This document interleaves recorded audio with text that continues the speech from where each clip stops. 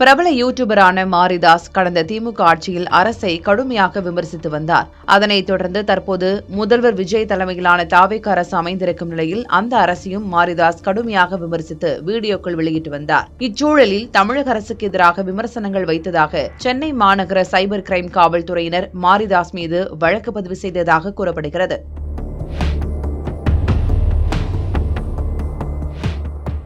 அதன் அடிப்படையில் சென்னையிலிருந்து மதுரை வந்த சென்னை சைபர் கிரைம் தனிப்படை காவல்துறையினர் மதுரை மாநகர காவல்துறையுடன் இணைந்து மாரிதாஸை கைது செய்ய தீவிரம் காட்டினர். இதற்காக மதுரை சூர்யா நகர் பகுதியில் உள்ள மாரிதாஸ் வீட்டை சுற்றி பலத்த போலீஸ் பாதுகாப்பு போடப்பட்ட நிலையில் மாரிதாஸ் போலீசாரால் கைது செய்யப்பட்டிருக்கிறார். அதனைத் தொடர்ந்து அவர் காவல்துறை வாகனத்தில் சென்னைக்கு அழைத்துச் செல்லப்பட உள்ளதாகவும் போலீசார் தரப்பில் தெரிவிக்கப்பட்டுள்ளது. அதோடு காவல்துறையினர் அடுத்த கட்ட விசாரணைக்கு பின்னரே அவர் எந்த வழக்கின் கீழ் கைது செய்யப்பட்டுள்ளார் என்பது குறித்த முழுமையான விவரங்கள் தெரியவரும் என கூறப்படுகின்றனர். இந்த நிலையில் மாரிதாஸின் கைதுக்கு பல்வேறு அரசியல் தலைவர்கள் கடும் கண்டனம் தெரிவித்தனர். தாவேகாவின் ரீல்ஸ் மாடல் அரசின் ரியல் முகத்தை மக்களுக்கு விளக்கி கூறிய ஒரே காரணத்திற்காக மாரிதாஸை தடாலடியாக கைது செய்திருக்கும் முதல்வர் விஜயின் அராஜகம் கடும் கண்டனத்துக்குரியது என்றும் குரல் வளையை நெறிப்பதில் திமுகவை விட தாவேக அசுர வேகத்தில் செயல்படுவது வெட்கக்கேடானது என்றும் பாஜக மாநில தலைவர் நயினார் நாகேந்திரன் கடுமையாக விமர்சித்திருக்கிறார். முறைகேடுகளையும் தோல்விகளையும் தொடர்ந்து அமல்படுத்தி வரும் மாரிதாஸின் கைது நடவடிக்கையை